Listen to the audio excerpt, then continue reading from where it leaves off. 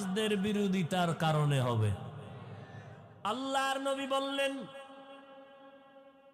আপনি আপনার অঙ্গ প্রত্যঙ্গের দায়িত্বশীল, আল্লাহর আদালতে জবাব দিতে হবে। চোখ দুইটা কোন কাজে ব্যবহার করেছো জবাব দাও। আযাবের ভয়ে যদি মিথ্যার আশ্রয় নেও, আল্লাহ সাথে সাথে জিহ্বা বন্ধ করে বলবেন, হাত কথা বলো। আল-ইয়াওমা নাখতিমু আলা আফওয়াহিহিম ওয়া তুকাল্লিমুনা আইদিহিম ওয়া তাশহাদু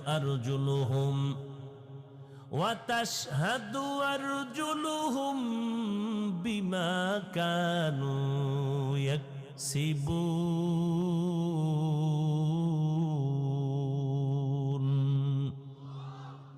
দস্তগোয়াদ মঞ্চুনি দুজ